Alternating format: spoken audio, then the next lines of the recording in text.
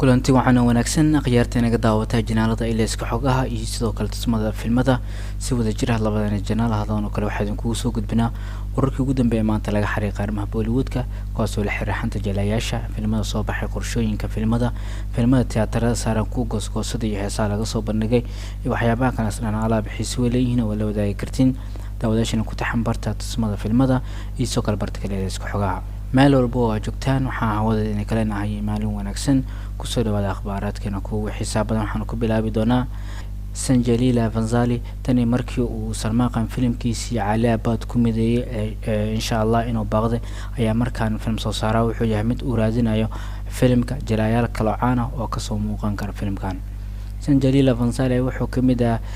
film soo saarayaashii directorada waxaan qaybta Hindiya waxaana soo kale director ka soo noqday filimada oo blockbuster noqdeen sida Khamoshi The Musical Hamdil The Jukesanam Devdas Black Gangobe Kotafati iyo filmo kaleba waxaan soo kalena film soo saaraan oo yahay mid isha ku haya mashruuciisa insha Allah asaatana si daro filimkaas ay wuxuu noqday mid suurtagal waay tani marka dhibaatooyin soo kala xagaleen asiga Salmaan kaasoo la xiriir arrimaha xagga lacagta iyo qoraalka filimka Sanjalila Vanzali ayaa aad wuxuu ugu kulaa inuu la shaqeeyo Salmaan ee mashruuciisa insha Allah taasoo soo kale soo dar filimkaas Cali Abad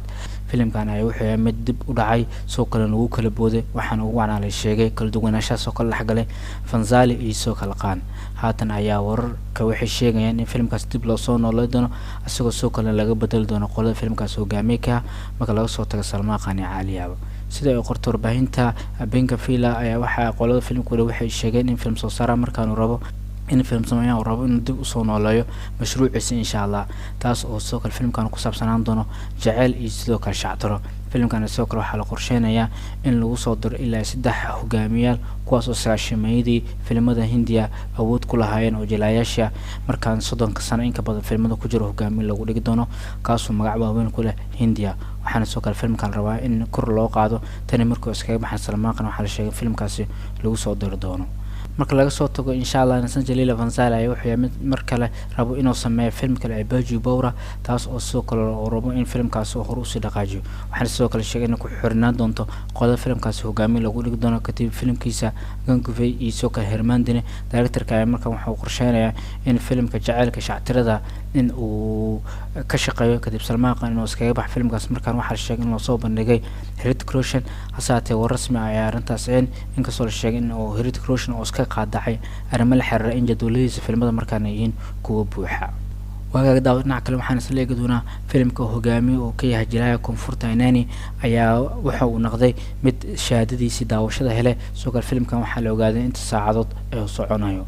filimka Dasara ay wuxuu ka mid yahay filimada ugu xiisaha badan ee baan Hindiya ah oo sanadkan la daawan doono tani markii film soo saarayaasha ee filimkaas ka soo bandhigeen gooskooskana wuxuu noqday mid social media qalqal iyo sidoo kale duufaan ka kiciyo waxaana noqotay in filimka sidoo kale gooskooskiisa oo noqday mid milinaad ee ka daawadeen qaybaha YouTube-ka Nani filimkiisa ayaa director waxa ka ah soo kale qoraalka directorka filimada ku cusub ee shirkanta Odela filimka Nani ayaa wuxuu yahay mid lagu arko door oo hore wiliis kaga soo muuqan filimkan waxa lagu wadaa in tiyaatar la saaro Mars 30 Dasara ayaa wuxuu yahay mid markaan hortay qolada filimada faafrabta sida laga soo xigtay The Central Board of Film Certification ee la soo gaabay CBFC ayaa filimka Dasara wuxuu noqday film helay shahaadada UAA Universal Acceptance waxaana soo kale filimkan uu noqday film clear ah waxaana Dasara uu yahay film socon doona 2 saac iyo 36 daqiiqo waxaana soo kale filimkan la sheegay inuu film madadaalo u dhameystiran soo kale daawadayaashana ay ka wada heli doonaan filimkan ay wuxuu yahay sidoo kale film taageerayaasha markaan ay rabaan alaaba filmada Nani waxay noqdaan kuwa cadar ka dhigay qaybaha tiyaatarada marka la saaro filimkan ayaa wuxuu yahay mid isku dhici doona filimka Ajay ee Bola kaasoo sidoo kale 30 Maarso tiyaatarada la saar doono inkastoo filimka Nani uu yahay film ban Hindiya saasay taana filimka wuxuu yahay mid Hindiya qaybiisna la saar doono filimka halka Ajayna filimka kaliya uu ku kooban yahay qaybaha Hindi filimka Dasara ayaa soo saaray waxa ka Sudhakar Serkuri iyo soo kale shirkanta Jungi Dasara ayaa Nani waxa kala soo muuqan doonta atirshada Karti Suresh sidoo kale Jagshish Shetty Shin Tom Jako iyo waxa kala soo muuqan doona Sai Kumar filimkan ayaa director iyo qoraab waxa ka ah directorka filimada ku cusub ee shirkanta Odela filimkan waxa lagu wadaa in la daawado 30 Maarso dhinaca kale daawada waxaan isla eegi doonaa filimka Ishaan Qatar hogaamiye ka yahay ee Biba ayaa waxaa la sheegay in filimkan aan lagu soo fasaxi doono qeybaha OTT-ga waxay in laga joogo muddo 3 bilood ah in filimka Ishaan Qatar ee Biba in tiyaatar la saaro waxaana filimkan loo aastay in la daawado December 2022 iyadoo soo kale maalin ka horna aan la wadaagna in filimkaasi laga weeciyay qeybaha tiyaatarada oo loo weeciyay qeybaha OTT-ga ama digital release-ka asaatee qolada filimka ayaa warar soo saaran waxay ku beeneen warar ka sheegay in filimkaasi lagu soo fasaxi doono qeybaha OTT-ga filmsoorayaasha ay waxay sheegeen in marka loo fiiriyo ay sheegeen qaabka wararka sheegay in filimkaas laga weeciyay qeybaha tiyaatarada lana weeciyay qeybaha OTT-ga waa warar been abuur ay sheegeen waxaan intaas sii raaciyeen in filimkaas uu yahay mid loogu talagalay in tiyaatar lagu soo fasaxo oo sanad aysan u dhicinin in OTT-ga loo weeciyo filimkan waxa film ku saabsan arrimaha wadaniga iyo sidoo kale dagaaladii dhacay 1971 kaasoo Hindiya iyo Pakistan u dhaxeeyay kaasoo ka dhacay xadka dalka Bangladesh iyo agaarahaas kaasoo sidoo kale filimkan uu yahay filim xiiso leh oo la wada sugayo filimkan ayaa Ishaan Qatar hogaamiye ka waxaana kala soo muuqan doonta Minol Thakur Berishantu Benyuli Sony Razan waxa filimkan soo saaray ka shabakada Roy Kapoor Films filimkan ayaa wuxuu yahay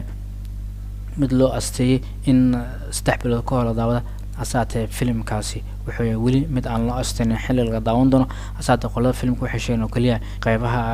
tiyaatarada aan laga weecin oo weli tiyaatarada la saari doono ugu dambeyn waxaan eegi doonaa filimada tiyaatarada saaran waxaan ku hormar doonaa filimada Jarji